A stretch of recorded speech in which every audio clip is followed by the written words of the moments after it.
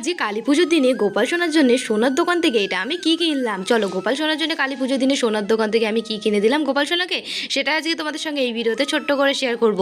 তো বাড়ি থেকে বোন আর আমি কিন্তু বেরিয়ে পড়ছিলাম দুপুরবেলা, আর বাজারে আসতে দেখি আমাদের বিরোহী বাজারে খুব সুন্দর কিন্তু কালী পুজোর প্যান্ডেল হয়েছে। এই প্যান্ডেলটা যদি রাতের বেলায় লাইটিং দেয় না, আরও সুন্দর লাগবে দেখতে। তো আমি কিন্তু সোনার দোকানে চলে এসেছি, চলো ভেতরে যাওয়া যাক। যেই জিনিসটা নিতে এসেছি সেটা আগে পছন্দ করে নিই। তো এসে দেখি কাকু কিন্তু সবে দোকানে পুজো দিচ্ছে, তো চলো একটু বসে নিই, তারপরে জিনিসটা দেখবো আমি। তো আমার কিন্তু একটা দোকানে আসার পর একটা জিনিস খুব পছন্দ হয়েছে বন্ধুরা, সেটা হচ্ছে একটা ব্রেসলেট হাতের। তো হাতের ব্রেসলেটটা আমি এখন নেব না, সেটা যেটা দেখতে এসেছি সেটা আগে দেখি। আর এখানে দেখো কত সুন্দর, এখানে নেকলেসগুলো কিন্তু খুব ভালো লাগছিল। এই যে ফুল নেকলেসটা, এটা কিন্তু দারুণ লাগছিল। এটার দাম কিন্তু বলেছে মাত্র 15,000 টাকা। সত্যি 15,000 টাকায় এত সুন্দর একটা চোকাট বলে তো এগুলোকে নাকি নেকলেস, আমি জানি না খুব একটা। তো যাই হোক, এটা আমার খুব পছন্দ হয়েছে, কিন্তু এখন যেটা নিতে এসেছি চলো সেটা আগে নিয়ে নিই।